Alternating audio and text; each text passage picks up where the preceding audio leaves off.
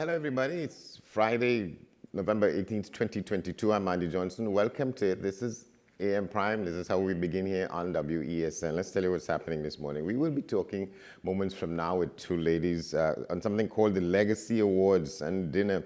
That's organized by the Human Resources Management Association of Trinidad and Tobago. We're talking with the president of that organization, and that's Cavell Joseph Centromere, as well as Lara Quentrell Thomas, on what that is about and what they're celebrating. We're also talking on the second hour of the program with Mr. Darren Sandy. He's a spoken word artist. We're talking about what he calls borderlines, business directions. But right now with us, Attorney Mr. Michael Ruplal. We're talking about the decision yesterday at the Privy Council, which Jack Warner appeared to have lost all his attempts to evade extradition from Trinidad and Tobago to face charges of corruption concerning his principal role in the world body called FIFA, the International Football Federation. But he issued a statement immediately upon the decision, which was unanimous, to say that he still has some options and he's asked his lawyers to look into them. What those could be, we want to find out.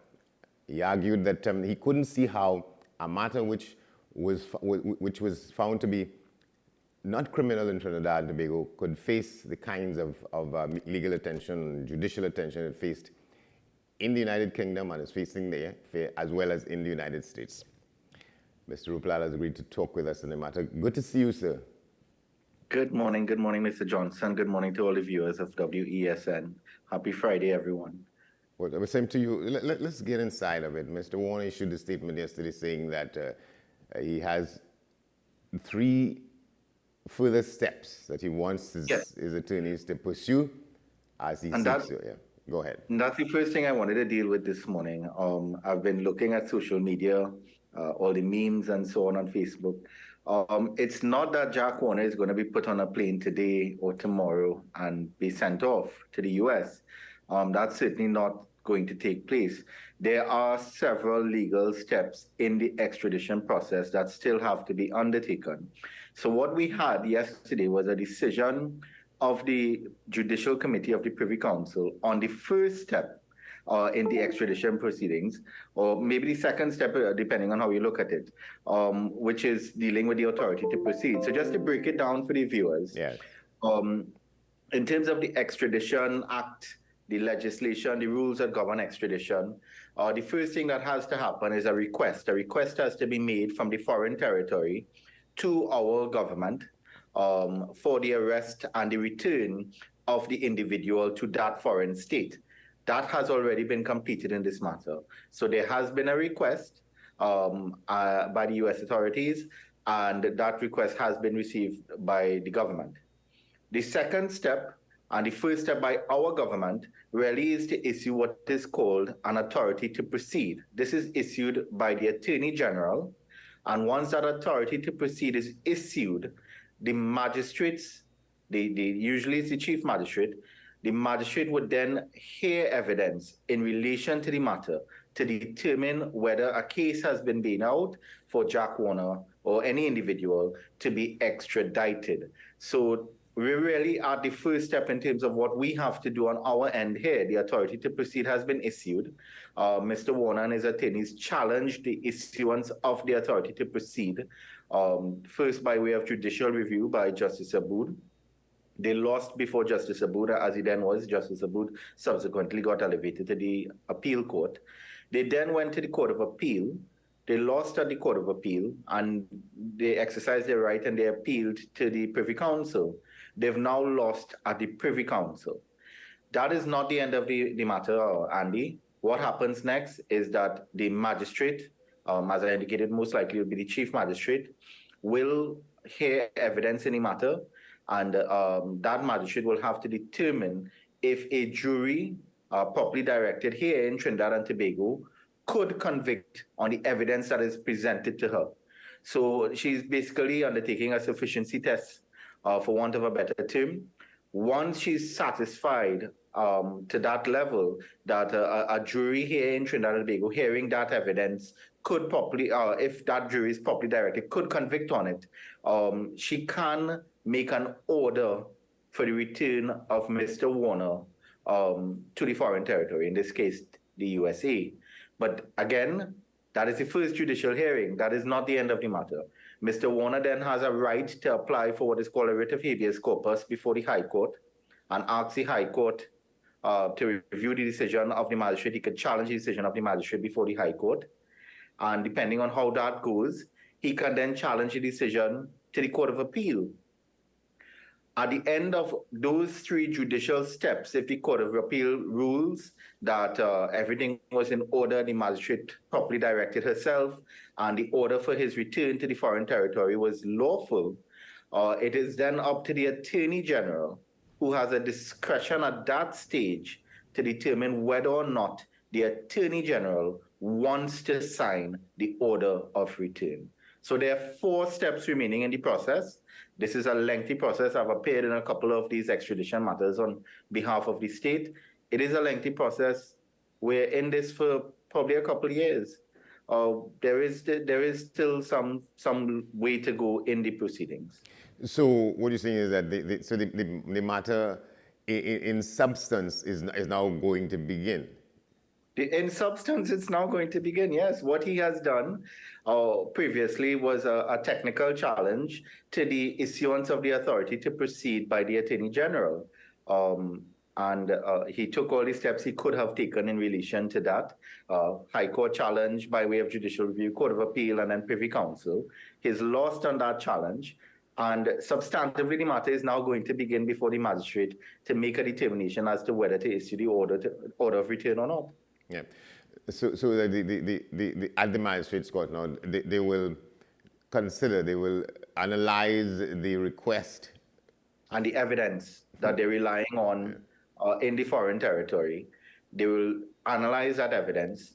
The evidence will go in. The magistrate, upon perusing the evidence, and in this case, it will be documentary evidence by and large. Upon perusing, and it's called a record of case. So the record of case will be presented to the magistrate. It will go into evidence. The magistrate will analyze that record of case, and the magistrate will then have to determine, as I said, whether a jury in Trinidad and Tobago, properly directed, could convict on the evidence. And once the magistrate is so satisfied, the magistrate will then order or make an order for return to the foreign territory. Yeah. That's how it goes. So what in your view may act as a hurdle to be crossed on the question of whether or not a jury in Trinidad and Tobago can convict on the evidence that is presented to them? You're talking here about the possibility of prejudice given what is known about this matter, or what is believed to be known about it? Those are factors that will be taken into account in the lifetime of the proceedings. That is not something the magistrate will be dealing with. But that is something the High Court and the Court of Appeal can look at, and that is a factor that the Attorney General, at the end of the day, in the final exercise of discretion, can decide whether he wants to act on or not. In terms of the magistrate just simply looking at the evidence to determine whether there's sufficient evidence before her. In terms of what she has to look at, I think she will have to determine. I say she because I'm assuming it's the Chief Magistrate in this case. I think she will have to determine, for extradition to take place in the first place, there's something called dual criminality. So the offenses that Mr. Warner has been charged for in the foreign territory, they have to also constitute offenses in Trinidad and Tobago. So that is one of the things I'm sure the magistrate will be looking at in terms of ensuring, well, okay, can a jury properly convict for offenses based on this evidence? So that will be one of the tasks. Now, just to be clear, and I heard what you were saying about Mr. Warner's press release yesterday, the offenses do not need to be the same offenses in Trinidad. So once the conduct that has been complained of, it might be called a certain charge in the US, but if it would amount to a criminal offense, an indictable criminal offense here in Trinidad and Tobago, any offense, that is indictable, then that would be sufficient to satisfy the dual criminality test. Yeah, so when he argues that he has no business in the United States, he has no bank account in the United States, the matter surrounds money that was transferred to him through an account in the United States, and that he has concluded that constitutes no offense in Trinidad and Tobago. So he wonders how is it that it could constitute an offense in the UK and in the US? Well, they have a lot of wide offenses in the US in terms of fraud. Certainly, I know of other cases where persons have been charged for dealings involving transfers that would have passed through the US banking system. So certainly if a grand jury in the US has found that it is an offense there, the question that really has to be examined is whether it's an offense here. And certainly it could, to my mind, it could constitute possibly a conspiracy to defraud and so on. So there are offenses here, not necessarily the same named offense as in the US or in the UK, but it would constitute quite possibly an offense here in Trinidad and Tobago. And that really is what has to be satisfied in terms of dual criminality. Yeah. Is it to be understood also that each one of these these steps can be challenged all the way to the Privy Council, whatever decision? Well, it will be difficult. From my experience in it, I have undertaken, I think, two extraditions, both starting at the Magistrates Court. It will be difficult for him to take further steps all the way to the Privy Council. The statute allows him to challenge the extradition, the substantive extradition process, all the way up to the Court of Appeal. So I think when he reaches that stage, that will be the end of his challenge. I suppose from a technical point of view, it might still be open for him to raise some judicial review challenge, maybe to the Magistrates Court, but that sort of challenge may be difficult given that he has an alternative remedy in terms of going to the High Court after a magistrate makes a decision. So really and truly, I think the steps, and you alluded to it earlier when you spoke of his press release, he says he has 3 more steps. There are probably 4 more steps in my view. Magistrates Court, where he will be heard, High Court, where he'll have an opportunity to be heard, Court of Appeal, where he'll have an opportunity to be heard again. And then in the discretion to be exercised at the end of the day, if he loses all of his legal challenges, the AG has a discretion and he has an opportunity to be heard before the AG makes a final determination as to whether to sign the order for his return or not. Yeah, and his argument also is that, well, before we get that, let me just ask about, we've forgotten about the fact that is it his 2 sons who have been sort of quarantined somewhere in the United States and they can't leave? Yes.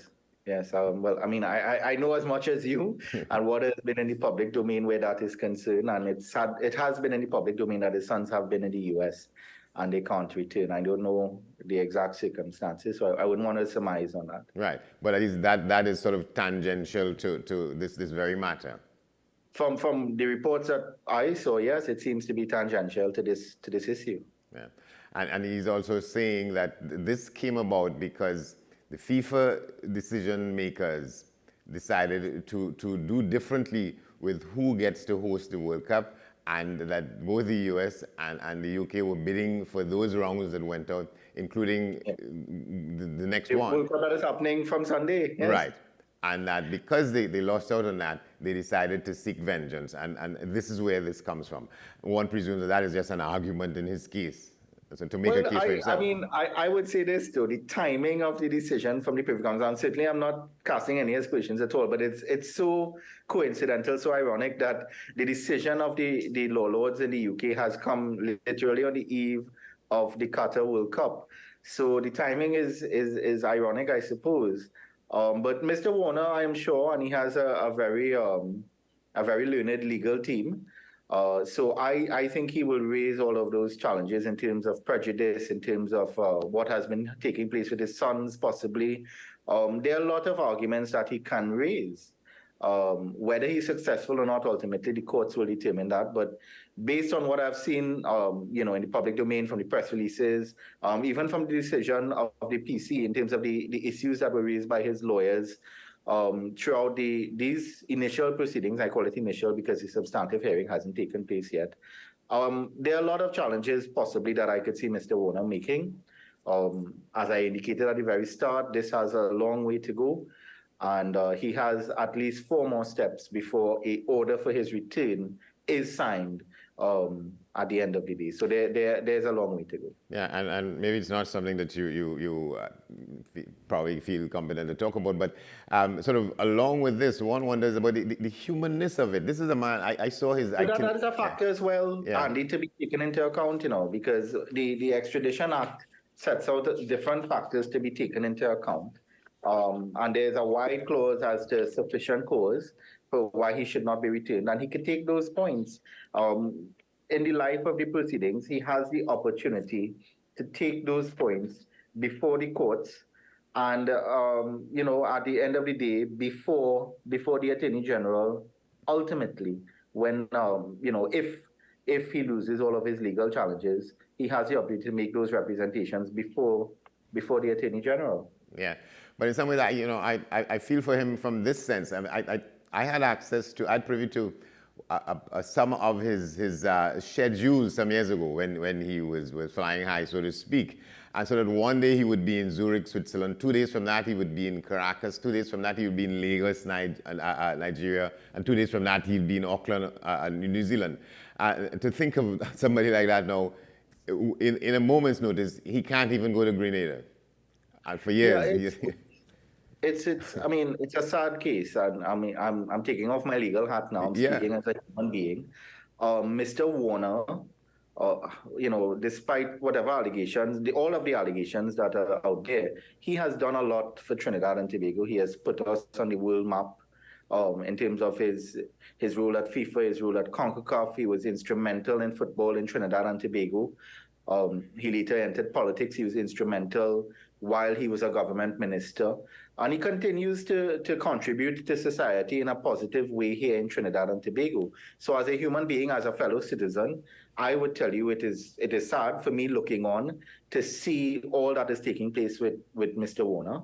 But I suppose that's the nature of life. That's the nature of politics, because at the end of the day, there's a lot of politics in this, in terms of FIFA and the fallout at FIFA and how it has degenerated into all of these allegations being made, these charges coming out of it. So it is a very sad day for me looking on, at what has happened to Mr. Warner.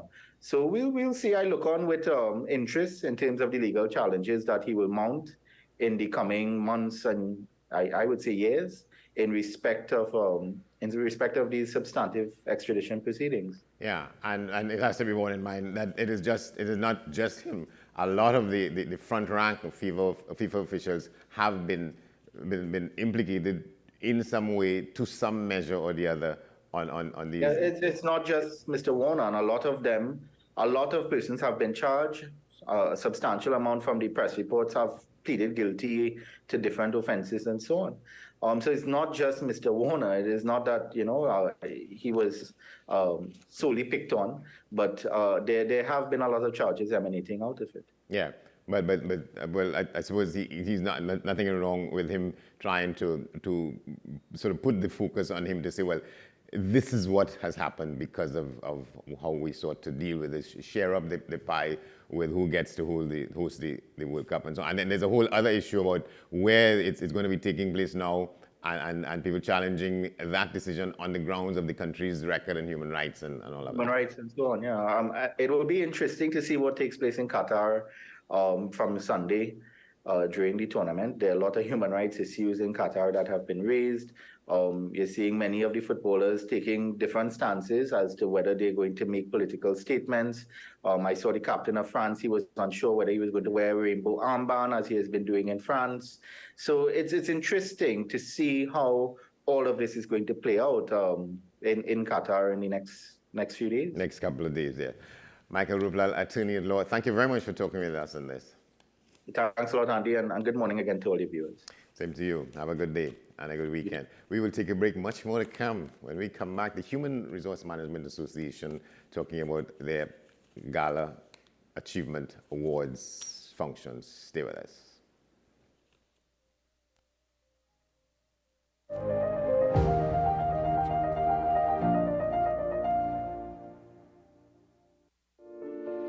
At Belgroves, celebrating life is our commitment with integrity, compassion, and dignity for your loved ones. Belgrove's funeral home and crematorium, serving Trinidad and Tobago for over a century. With society plagued by a host of issues, with debates surrounding our urgent concerns falling short, with questions of our future not always being answered. The conversation continues. Join me, Kemuel Pascal, as the voice of the youth comes to life. We will confront the controversial topics of today's world to gain answers that are key for a better tomorrow. One and One with me, Kemuel Pascal. Wednesdays at 10 a.m. Only on WESN, Content Capital. Whether it's a room for 1, 2, 3 or more, there's a room waiting with the ocean view almost to your door. Cocoa Reef Resort and Spa, the perfect getaway when you don't want to travel far. The Cocoa Reef Resort and Spa, Crown Point, Tobago. Call 639-8571 for your reservation. Your Christmas is safe with us at PCU. Police Credit Union. Police Credit Union. Your Christmas is safe with us at PCU. Police Credit Union. Police Credit Union. Get an easy zero-interest Christmas loan at Police Credit Union today. Borrow up to $25,000 with affordable monthly payments. New members, you get up to $10,000. No interest, no installments until January. Apply online at www.policecreditunion.com. Loan subject to credit approval. Living in victory every day. Inspire, motivate, encourage, hope. It's about topical issues. It's about everything that you would want to know about hope, about life. At the end, you're going to say, yes, if he can do it, I can do it too. If she can, I can do it too. No matter what they say, living in victory every day. Nicole Lawson Live, living in victory every day. Every Sunday at 8 p.m. and Wednesday at 4:30 p.m. on WESN. Is it politics? What is it that nobody cares about sports? The kind of support that sport used to get in the past is no longer here. The thing is, taking a knee doesn't mean that that's the only thing you're doing on it. Right. Taking a knee along with other stuff. Samantha, what are you looking forward to when you return home to Trinidad and Tobago after winning the title? Thank you very much for speaking it into existence. Is it no pressure on Nicholas Paul? It makes me more motivated to work hard and to go out there and rep the white and black. Why are we sending a team to the Winter Olympics? There are a number of Trinbagonians who are in the diaspora and have grown up in winter sport. It's an opportunity that the Trinidad and Tobago Olympic Committee will not close the door on. I also believe in the players that we have. Once you can motivate the players, you can get the best out of them.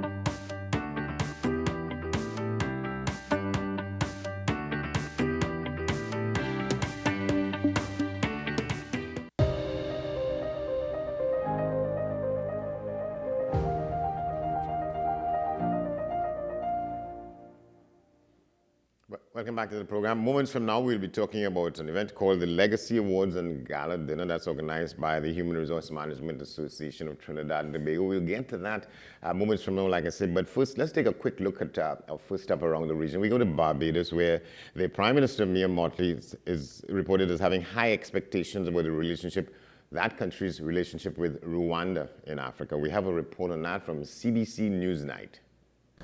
Barbados' Prime Minister Mia Mottley is on an official visit to Rwanda at the invitation of the President Paul Kagame.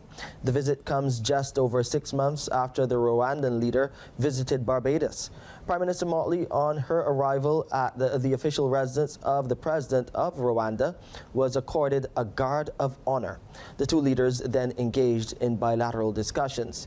Key agreements were inked between Barbados and Rwanda ahead of the visit of Ms. Mottley. The Prime Minister says the relationship with Rwanda continues to grow. She says Barbados and Rwanda are two small countries with big visions. And we have to be in today's world. Our people are going to be only available to access the best as long as we can navigate the very difficult geopolitical and uncertain times in which we live. And that means us being able to find the unique opportunities for partnership and cooperation. This issue of pharmaceutical equity is a game changer for us all. It is a game changer for you in Rwanda, and you have led the way, and we believe that we too can follow in this respect. Prime Minister Motley says with Rwanda being a hub in East Africa, there are many opportunities ahead. We have had, regrettably, only the direct passage between Africa and the Caribbean for nefarious purposes in the past. It is now time that we do it for our own honorable purposes and to expand the opportunities for our people. You have an excellent platform here, and you are clearly the hub in East Africa. And with the construction of your airport, I expect that to significantly expand such that the Caribbean and Latin America can benefit with the linkages to Rwanda as we go forward. I hope that even before the airport is completed, however, that we can see that direct airlink between our two regions. And in response, the president of Rwanda, Paul Kagame, says the relationship between his country and Barbados runs deep. He says Prime Minister Motley's visit and her delegation will add to the already strong partnership in a range of sectors.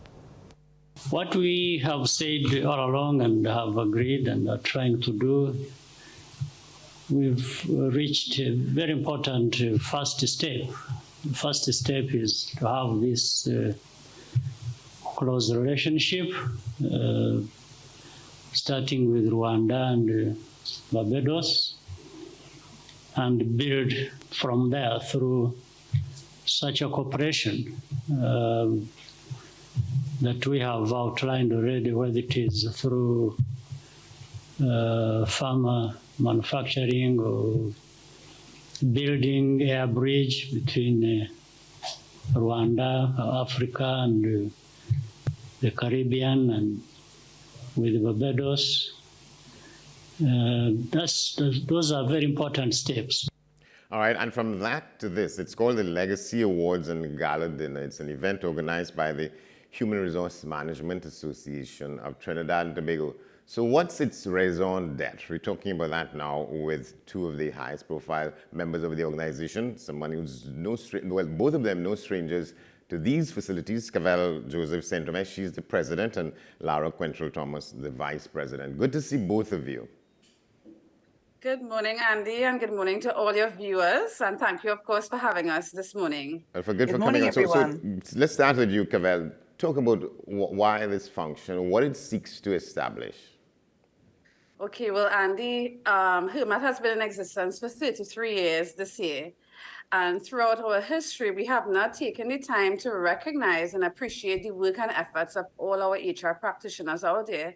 And we must acknowledge, especially within the last 2.5 years, the work that we've been doing to keep our organizations afloat, to keep the sanity within the organization during the COVID period, especially, to lead strategic initiatives on behalf of our organization, and really to ensure that the employee experience within our organizations is a good one. So we felt it was absolutely necessary at this point in time to host an award ceremony to recognize our professionals in various categories and to honor them for the service and the good work that they've been doing.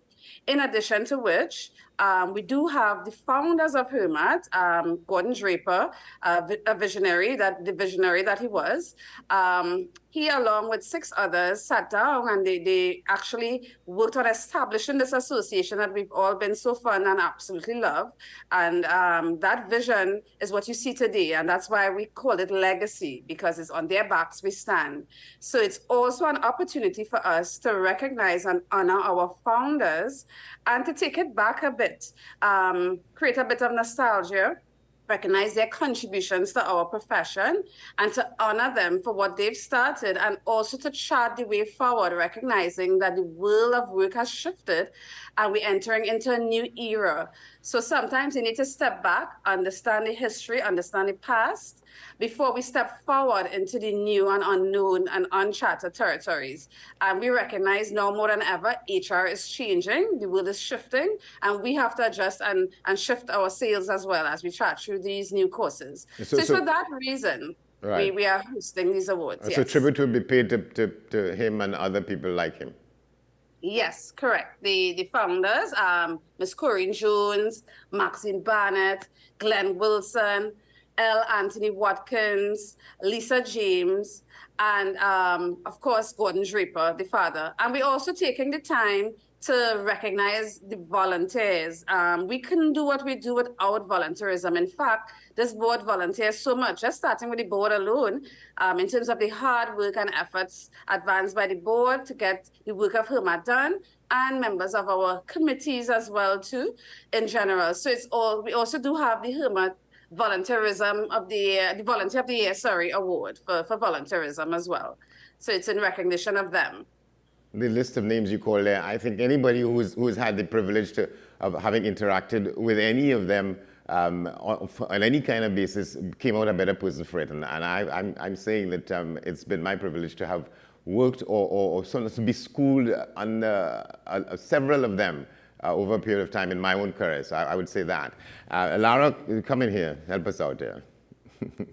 Well, good morning. Well, basically what she said, Cavell really has nailed it. This is an opportunity for not just HR professionals, but organizations, NGOs, professionals in all spheres of life to celebrate human resources management as a profession, as a vocation, because we are at the heart of every organization. And as Cavell alluded to, during the pandemic in particular, our skills, our resilience, our ability to adapt was really put to the test. And we have come through in most cases with flying colors. And I think our profession has long been maybe sidelined or considered not as a strategic partner in organizations. And we've really proved ourselves through the pandemic as an essential voice in the strategic direction of firms and an important strategic partner in organizations. So we want to really encourage people, not just HR professionals, but from all aspects of business and industry to come together at this Gala Legacy Awards to celebrate what HR means as a profession, and in particular 7 awardees who are going to be recognized and celebrated by their peers and by those who've nominated them for excellence in different aspects of our discipline. But I think HR for a long time has been maybe in the shadows. We haven't shone a light on our discipline as much as we perhaps could have. And so HERMAT is really taking this opportunity to say, we're here, we're fantastic, we're fabulous. We need, as Cavell often refers to, it's our Oscars.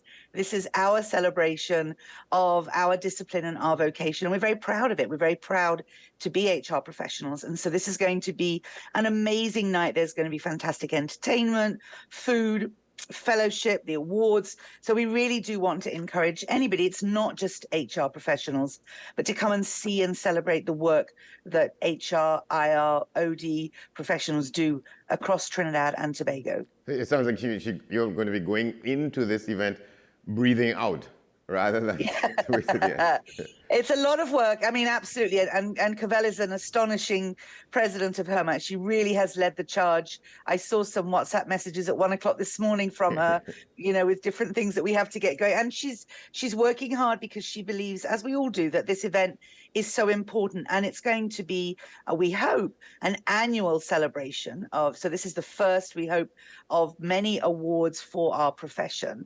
But, much the same way that the TT Chamber has their events and the TTMA, HERMAT needs to put our professionals on the map, on the national landscape, because we are so important in organizations. All of these different hybrid working arrangements and flexi time and work from home and all of these things, HR practitioners are the ones who work with organizations to implement those, to make sure they run smoothly, to manage remote workers. That's all HR. We do all of that.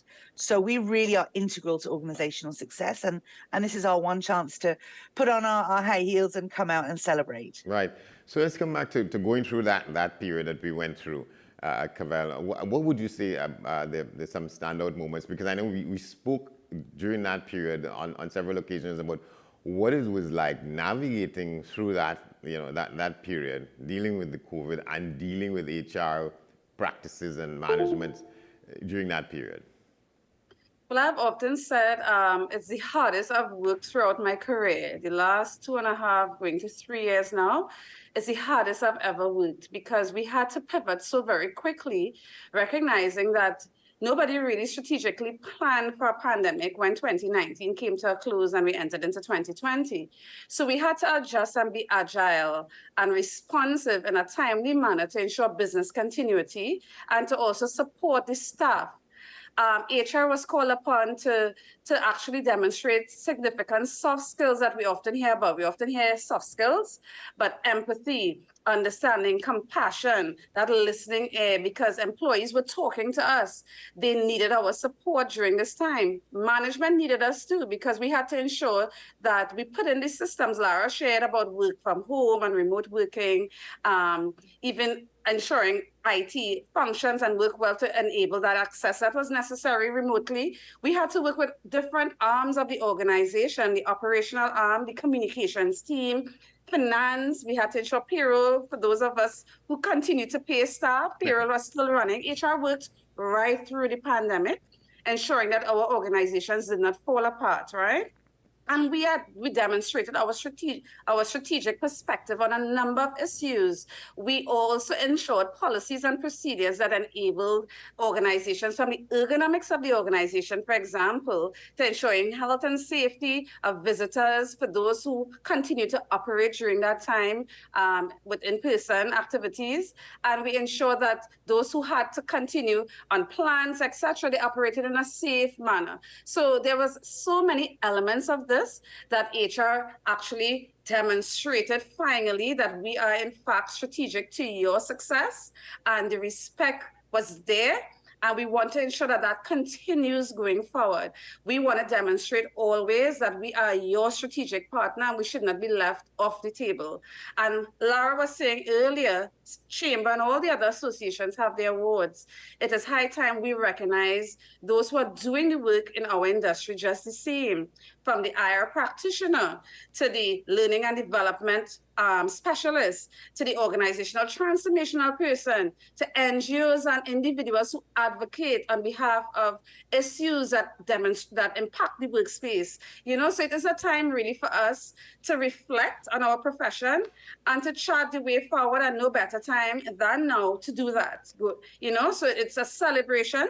It's a networking opportunity as well, because we do have the likes of Jerry Brooks, for example, as one of our speakers, the Minister of Labor in attendance as well. Fantastic entertainment on the table, and the exhibition where we're going to honor the past board members. 33 years in existence meant, 33 different incarnations of the board, for example. How many of us actually sat and took the time to thank these members who have given of themselves? Lara said it's a lot of hard work and it's volunteerism, right? So 1 o'clock, yes, this morning, WhatsApps was passing left, right, and center, because we all have full-time jobs. So it's literally now taking the free time that you have to get this work done as well. All right, so, we're gonna have to wrap it up, but let me give you the last word, Lara. And I wanted to raise the issue about some of the things you all had to negotiate with employers, or the whole business about the mask mandate and social distancing and the job, and then the question about who is being deemed to be working from or not working. What was the level of productivity, people working from home and they're not under sort of eye-to-eye supervision and that kind of thing? Well, I think, Andy, that is a conversation that we need to have another day, because that's a 2-hour conversation at least. I can really speak from my own organization. We were able to transition very quickly to pivot to virtual work. And in fact, we have remained in a hybrid situation. As you can probably tell, I'm in my own home office talking to you now. And we, as a small organization, didn't really have the challenges that a firm the size of Cavell's, for example, would have had, because I was able to really manage and oversee a very small team very effectively using technology. But a lot of firms, of course, didn't have that ability. And that's where HR practitioners, I think, are so instrumental in guiding managers, providing them with information, advice, frameworks on how to manage their teams remotely, how to encourage people to perform whilst being unsupervised, which, as we know, is not necessarily part of our culture. We have this philosophy: if I can't see it, I can't manage it, which we know is not true. So HR really had a responsibility, and continues to have a responsibility, to train line managers and other senior leaders in organizations on how they can manage and motivate their remote teams, if in fact they do have a hybrid workplace still. And many professional organizations, I was at the ICAT conference yesterday, they are managing remote teams across the world in some cases. And the key is really two things. One is having the right technology and tools to connect and communicate with your remote workers. And the second, of course, is having policies that enable managers to measure performance not on the basis of time and attendance, which we may know historically, but more on output and outcomes. So measuring the work that's being done. If you're doing it at 1 a.m, that's fine, as long as it's getting done. Right. So it's that shift in management thinking that we've been at the forefront of and continue to guide organizations on. All right, so we got to go. When is the event? What exactly is it? So the event is on Sunday, the 27th of November. It's at the Hyatt Regency from 5:30 p.m. Amazing giveaways and awards and food and fellowship, and it's just going to be spectacular. All right, well, our thanks to both of you, and a lot of people should be thanking you all for this, both at different levels of the workplace. But thank you very much, Cavell Joseph Centromere and Lara Quentrell Thomas. The Legacy Awards Gala Dinner and Awards function organized by HUMAT, the Human Resource Management Association of Trinidad and Tobago. We will take a break leading up to the news, 7 o'clock. We'll be back on the other side of that. Stay with us.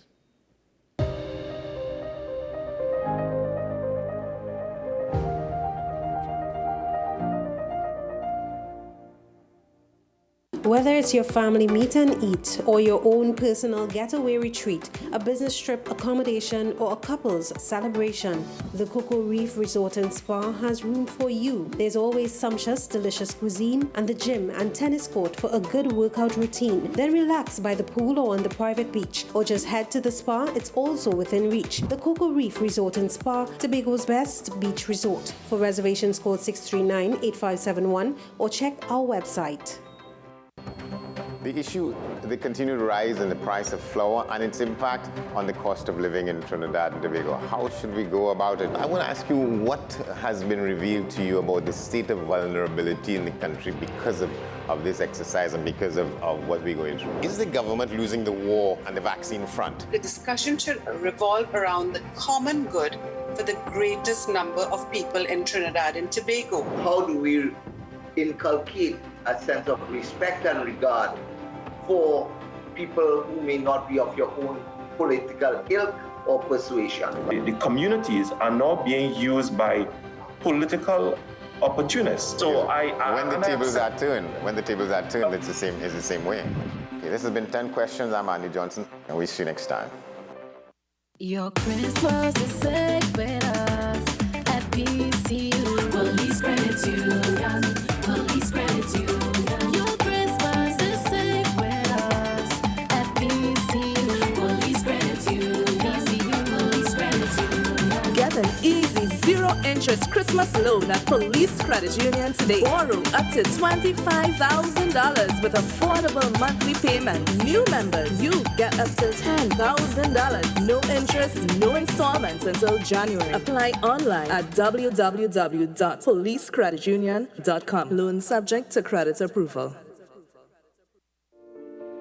At Belgroves, celebrating life is our commitment with integrity, compassion, and dignity for your loved ones. Belgroves Funeral Home and Crematorium, serving Trinidad and Tobago for over a century. What's the best way to grab the attention of viewers? Please exercise more patience. You have to be kidding me. Doing what we do best. I'll say at the very least it's a conspiracy of laziness against the people. Join me, Keaton Shaw. And me, Sean Michael Small, for Talking Point. Weekdays from 8 a.m. to 9:30 a.m. We go in-depth on the trending issues and engage the most controversial newsmakers as we get them to account to the people for their actions. You can't go to the government with nothing. You can't go to cabinet with an empty hand, with a wish. I'm glad that we're having this a sober, mature discussion. In the present situation, I expect a continuation of the chaos. Join us for the discussion, Mondays to Fridays, only on WESN, the content capital.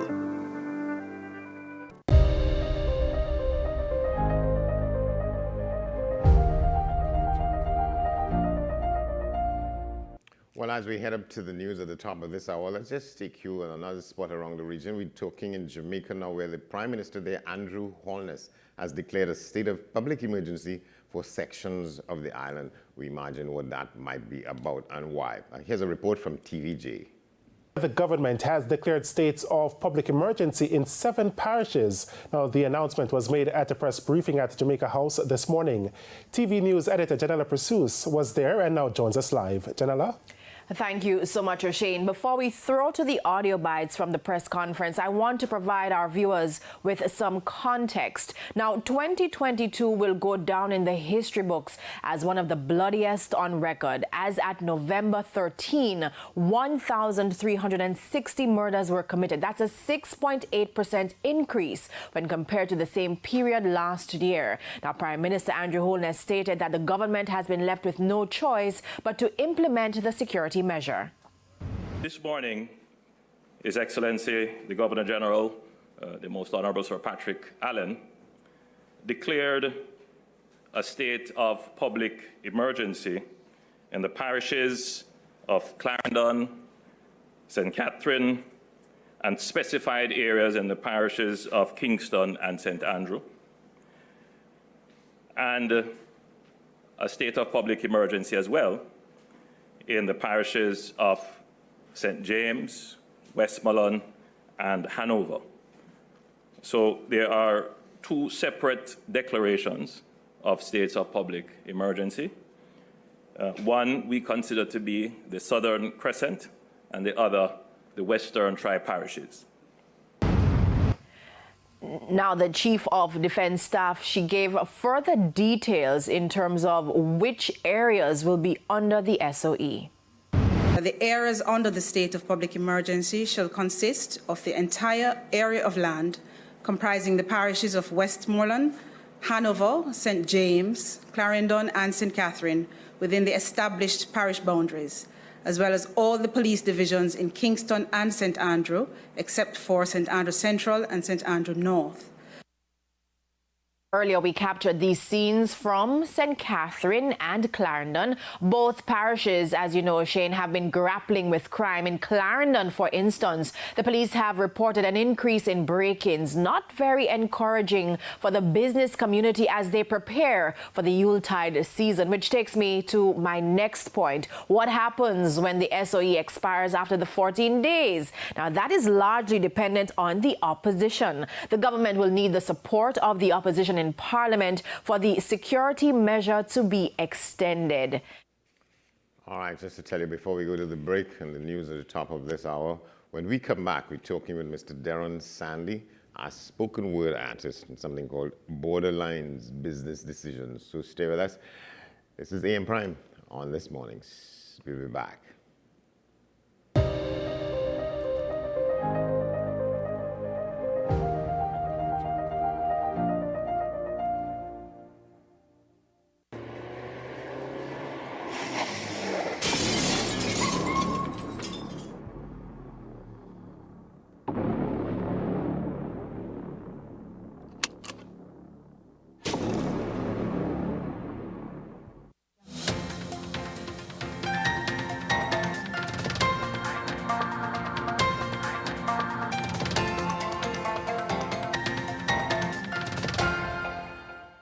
Here is your WESN News on the Hour. I am Marquis Akers. Thanks for joining us. Here are the headlines. Street flooding subside in Port of Spain. Appointments to be removed from licensing transactions. 6 hotels access funding for upgrades. Man's body found hours after shooting in Laventille. And internationally, Nancy Pelosi stands down as leader of U.S. House Democrats. Now for the details. Significant street and flash flooding in Port of Spain, brought on by heavy mid-morning showers, have subsided. By 1:30 p.m., street flooding along Independence Square South, Edward Street, Henry Street, Chacon Street, Piccadilly Street, Lower Charlotte Street, Colville Street and Southgate had run off, leaving the streets once again clear to traffic. According to the Office of Disaster Preparedness and Management, there was also flooding in Mount Lambert, along the Eastern Main Road in San Juan and Beetham along the Priority bus route. In Aruca, street flooding caused one person to be trapped in a car. The TNT Fire Service was said to have been dispatched to assist that person. Come Monday, appointments will no longer be required for certain transactions at the licensing office. Instead, walk-in services will be facilitated.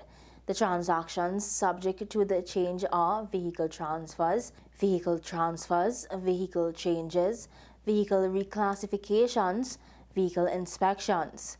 The Works and Transport Ministry reminds, however, that the appointment-based system will continue for other transactions, such as driver's license renewals, driver's license changes, endorsement, provisional permits, regulations, exams, and driving tests. 6 hotels signed contracts to access grants under the Tourism Accommodation Upgrade Project Initiative, which provides an incentive to owners or operators of tourism accommodation properties to upgrade their facilities. The incentive is in the form of a partial reimbursement grant and is available to eligible small, medium-sized tourism accommodation properties with 1 to 150 guest rooms. The grant recipients include Cara Hotels, Holiday Inn Express and Suites, Pamela's Inn, Royal Hotel, Sundeck Suites, and Tradewinds Hotel. Speaking at the contract signing at the Bricks Autograph Collection in Port of Spain on Wednesday, Tourism Minister Randall Mitchell said since its inception in 2014, TAUP has facilitated $20.7 million in upgrade works for Trinidad properties and provided over $6 million in reimbursements. He urged accommodation providers to reinvest in the improvements of their hotel rooms, as this assists with stimulating the economy through the creation of jobs, especially in the manufacturing and service sectors. Police in the Port of Spain division is trying to identify a man who was shot dead in Laventel on Wednesday night. Picton residents told police they heard gunshots at around 11 p.m. on Wednesday, but did not look outside. Hours later, at around 6:10 this morning, residents saw the body of a man outside the Picton housing development and called the police. In international news, Nancy Pelosi, who has led Democrats in the U.S. House of Representatives for almost 2 decades, has announced she is standing down from the role. The 82-year-old is the most powerful Democrat in Congress and the first woman to serve as Speaker of the House. She will continue to represent her California district in the lower chamber of Congress. It comes as Republicans are projected to take back control of the House following midterm elections. With that news to the hour on WESN, I am Marquise Akers. Thanks for watching.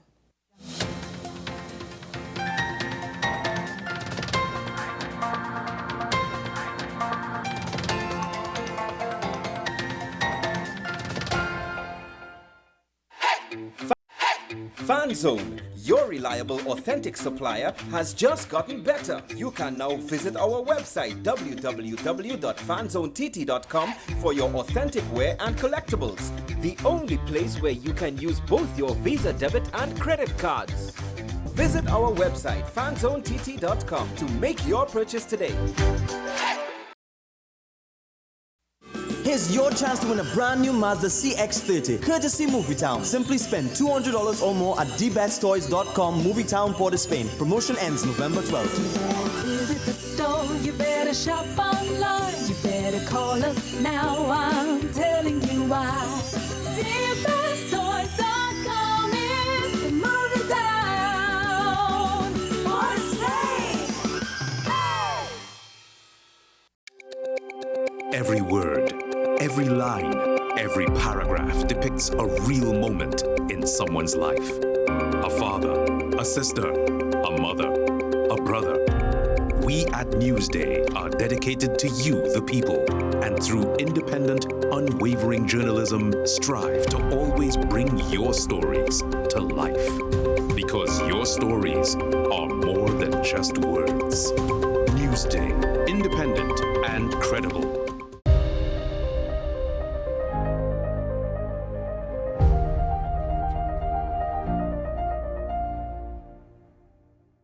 Welcome back to the program. Moments from now, we'll be talking with Mr. Darren Sandy. He's a spoken word artist. It's about an event coming up in that line of activity called Borderlines Business Decisions. Before we get there, however, let's take a look at what's happening this time in St. Lucia, where rains associated with another adverse weather system have undermined attempts by the water and sewage company there to reinstate the supply of that precious commodity to households affected by November 6th trough. We have more in this report.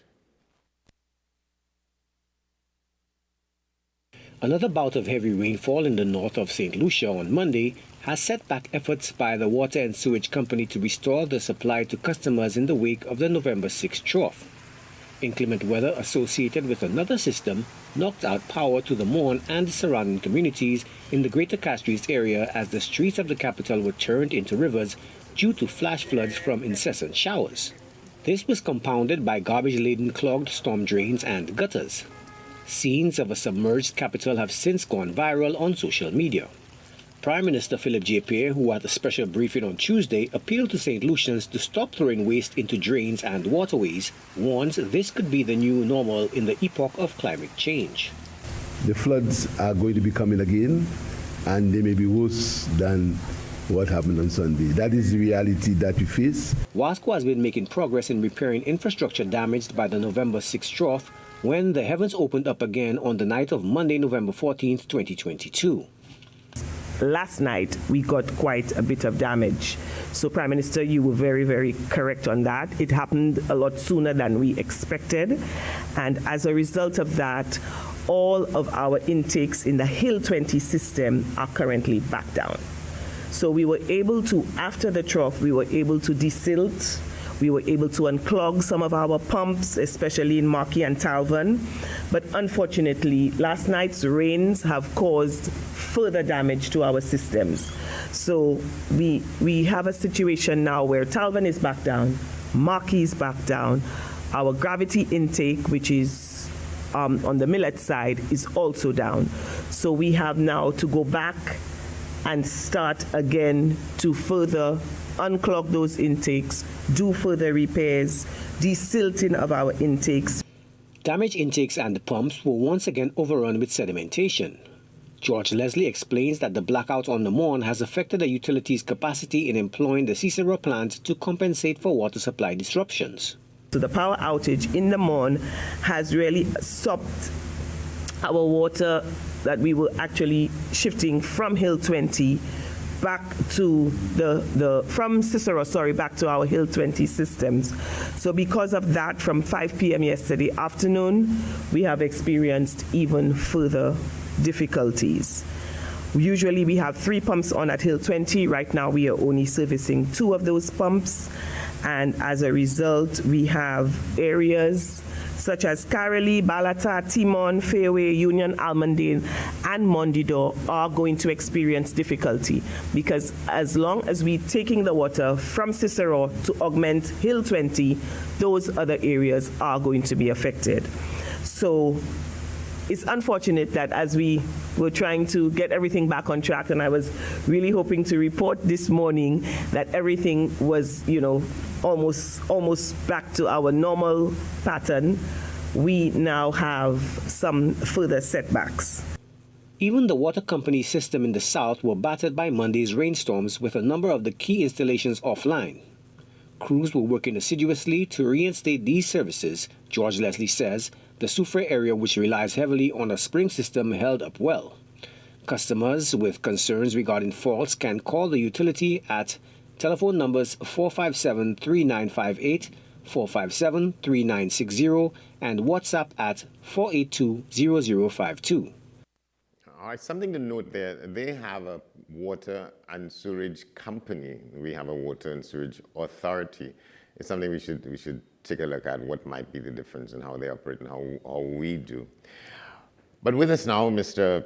Darren Sandy. Let me tell you some things about him. He's a former National Poetry Slam champion, an artistic director. He's a playwright and award-winning performer. And he's sort of at the head of an event that is supposed to take place on November 27th at the Central Bank Auditorium beginning at 6:30. It's called Borderlines Business Directions. There's more in this here, but we'll get to that during the discussion. So he's with us now. Good to see you, sir.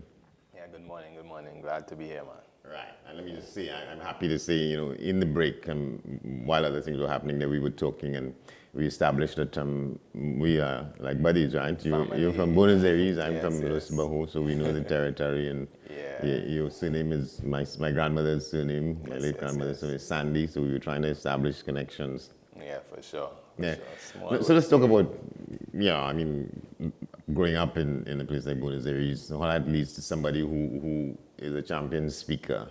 Yeah, but my parents grew up, my dad grew up there, and as a child we'd have visited there quite a bit. It was quite different from where I actually grew up in Malonia. Of course, Malonia, very urban, Buenos Aires, we call it country, country area. Yeah. So it was a unique experience, but a valuable experience in terms of it has connected to different points of Trinidad and recognize how different we could be even as a small island republic, as they say. Yeah. Very different places, but I definitely have fun memories in South there.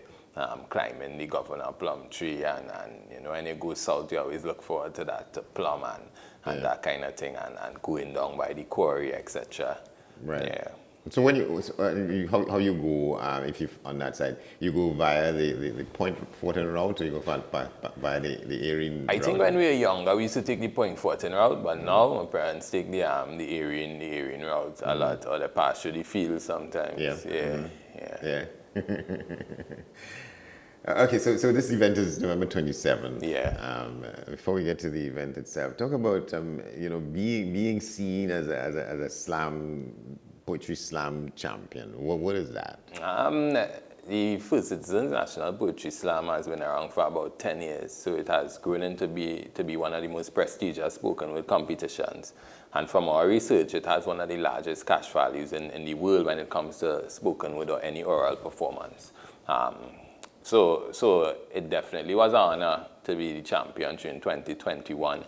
I was able to take the crown, although briefly, away from Alexandra Stewart, who's an absolutely magnificent performer. So just being in that same conversation was humbling, and being able to carry around that title as a sort of ambassador for spoken word poetry for that period of time was really significant. Well, you know where the term came from, spoken word? I think it has a lot of roots in church, in like church, that whole idea of the spoken word. I mean, the name of the art form is really performance poetry, you know, but I guess because it's being voiced all the time, the term spoken word might have originated somewhere along the line.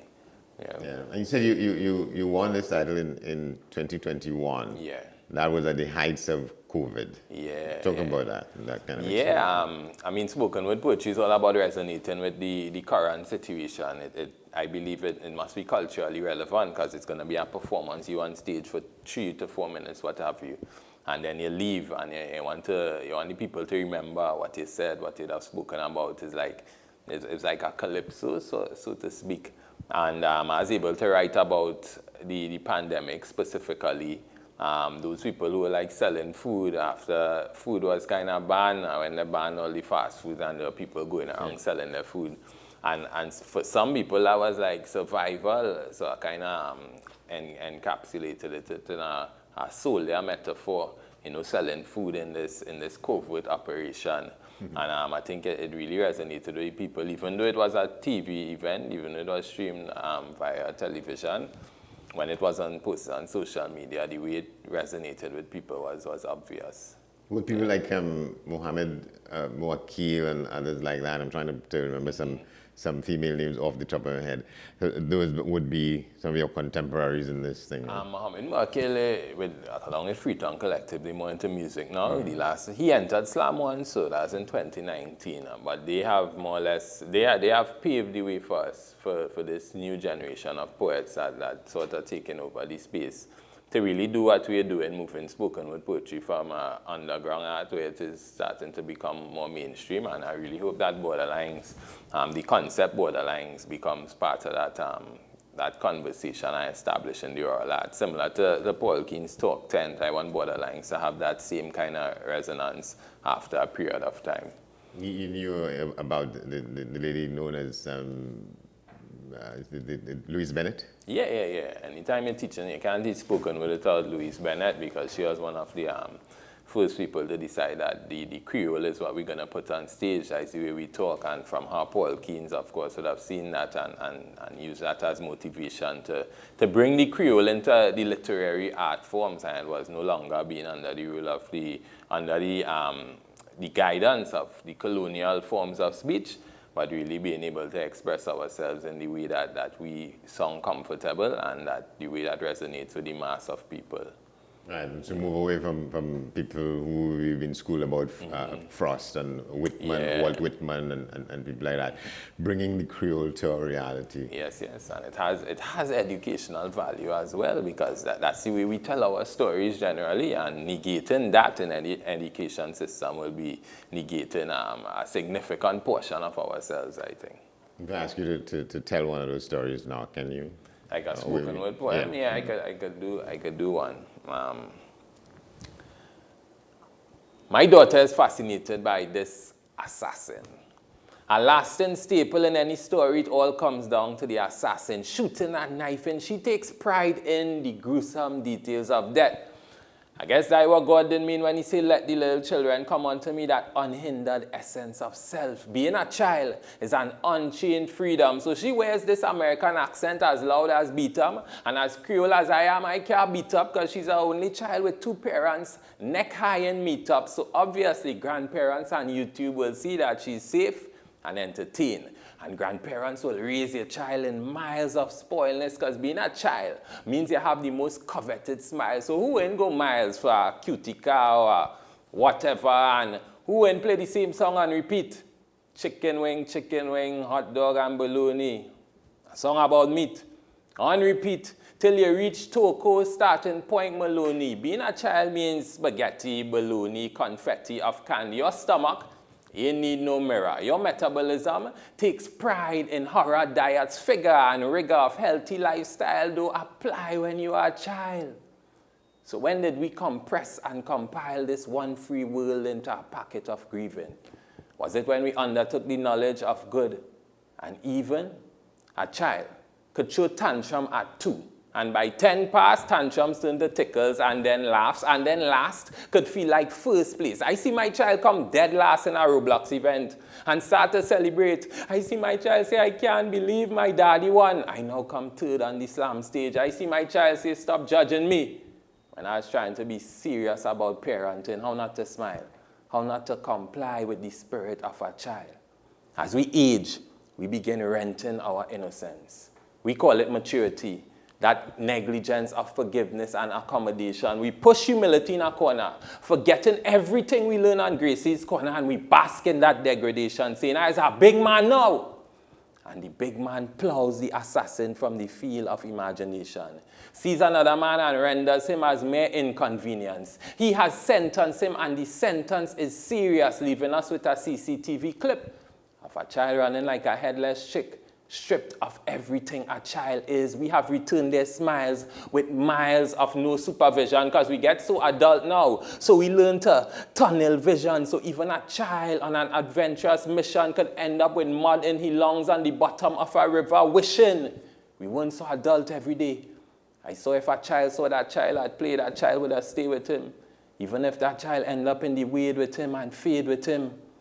A child's ways is not hinged to yours, so as we unhinge our jaws to fill these vessels with direct and indirect instruction, consider the weight of our ways unto redemption or destruction. My child already fascinated by one assassin. What manner of man would I be if I become the next one? Yeah. Phenomenal. A child's wave is not hinged to yours. Yeah. One of the several lines that stay with me. To what extent it's a hook line. Can you sort of expand on what you Yeah. The entire concept of business decisions is like the general things we face every day. Like you have to make decisions about certain things.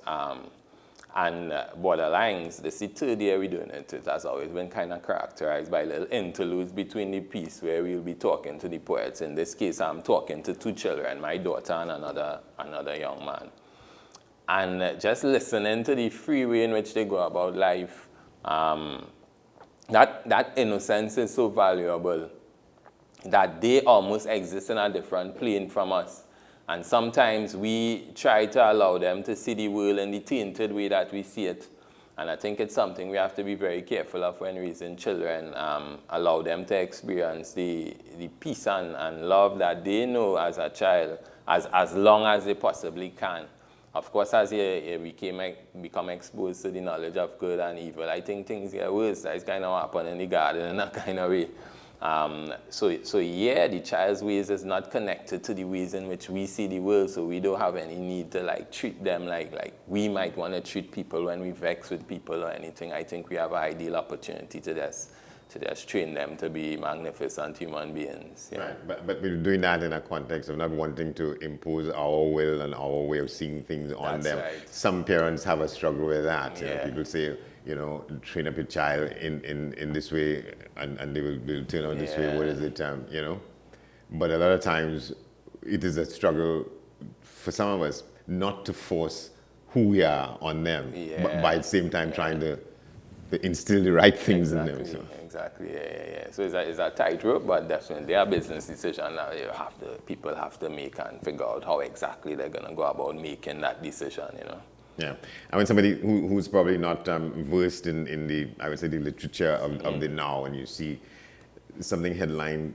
borderlines, just read that, because at my age I have an understanding of what it means from hanging out and talking with youngsters and hearing them talk, the question of borderlines as it relates to how we live in these communities.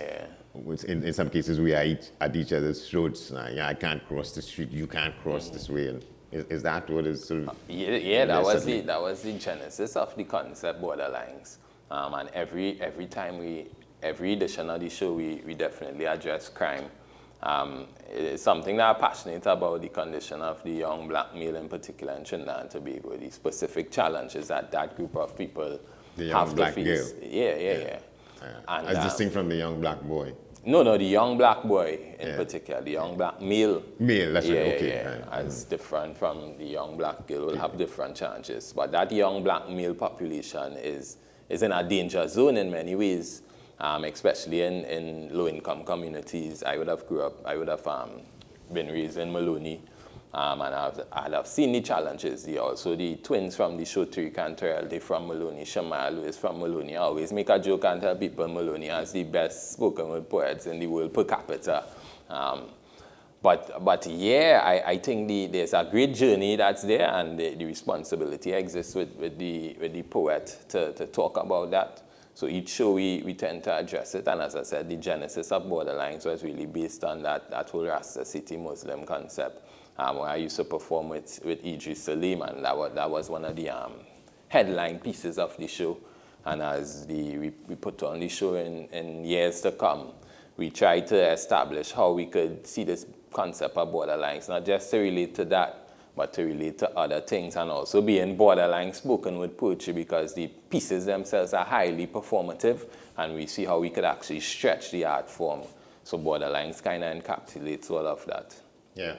What do you think there's this tension? You call a handful of names of youths, performing youths, brilliant, talented youths from the Maloney community. That doesn't get out to a lot of people. What gets out is this notion there are people who would do anything to avoid going through or even passing near communities like Maloney. Why do you think that is? I mean, the media has a responsibility. And I guess they're trying to sell papers. Most times you look at the front of the paper, it's something very heinous. Whether it be flooding, whether it be somebody die, whether it be a man kill his wife and kill himself. And And so the negative portrayal of things will always get the front page most times, unless somebody wins Miss Universe or we win the World Cup or something, or West Indies miraculously do something fantastic. But yeah, so you have to look within the pages now to get the feature and this thing. And there are features and a lot of good things happening in these communities. The young man from the B2M community Kareem. Kareem, that passed the bar the other day. Yeah. Like, those are magnificent things, but obviously they'll get there forward on Facebook. I know a lot of people try to share the positive things, but for the most part, the videos that go viral is two children fighting in a school, something very distressing or disturbing happening, and I guess we have sort of been conditioned to look out for that and to engage in that and to feel that kind of fear. But I don't feel fear like Maloney, because I understand the amount of magnificent things that happen in that community far outweighs the bad, and it's not even close. But that's not what's being portrayed for whatever reason. Yeah. And then there were discussions about debates about whether the usefulness of putting a swimming pool in a community like Maloney or one in Coconut Drive, Mova. And that'll come from people who just don't understand that the majority of people prefer to go and swim than actually join a gang and shoot people. The maths is simple. We have football teams in Maloney. We have some of the best basketball teams in Maloney. The majority of people will get themselves involved in good things. And because of the stereotypes, there'll always be a sort of dirge in the opportunities that might exist, a dearth. But and that lack of opportunity will push some people to join crime and that kind of thing. And it's an unfortunate cycle that must be broken at some point. Yeah. As you were talking about your characterization of the media and newspapers and so on, because when I was getting into it 50 years ago, there was some formulae, and one of them was that if it bleeds, it leads. That was a slogan look at how much years ago that was, you say. So obviously with that grand festa over time, it'll become like a staple for people. Yes. Yeah. So let's talk a little bit about who else is on. I'm just noticing the time is running out swiftly enough. So who else is on the show? So as I said before, Terry Cantor will be today, Shamaya Lewis. We also have musician Jesse Johnson and his band. He's one of the great musicians in Trinidad and Tobago. And we have a few guests and special features as well. It's not just going to be regular spoken word poetry, regular poetry as you think it to be. It's going to be very innovative, theater-filled, theatrical. It's going to be a fun experience. You'll have opportunities to dance, to feel emotions, to get connected. It'll be a wide range of emotions and experience at Borderlines Business. Yeah, November 27th, 6:30 p.m. beginning at the Central Bank Auditorium. Yeah. Darren Sandy, fabulous, fantastic. Thank I'm sure if we have time to take a look at the watch list for this edition of the program. It is that a reporter in Kenya tried so hard to keep a straight face on the job, but a curious baby elephant got the best of him. Watch this. It is said charity begins at home, and for these young orphaned elephants, this charitable foundation is what they call home. It is the place where they discover and are taught life's lessons, experience love, and grapple with loss. And even for millions of other species, home hangs in the balance. Human actions are destroying habitats, decimating our entire ecosystem and disrupting the circle of life. And with the rise in drought cases, it is up to us to be guardians of our own natural world, save our wild species, and provide a home.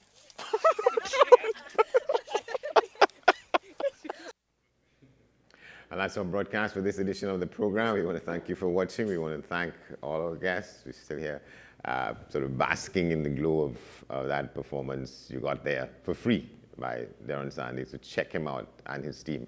November 27th at the Central Bank Auditorium. In half an hour from now, we have news at the top of the hour, followed by today's edition of Talking Point with Shah and Small. But for now, we're done here. I'm Andy Johnson. Thanks for watching. Let's just show you what's on the front page of the Newsday Trinidad and Tobago today. The Newsday Tobago today. That's it. Have a good weekend. We see you around. Stay here at WESN.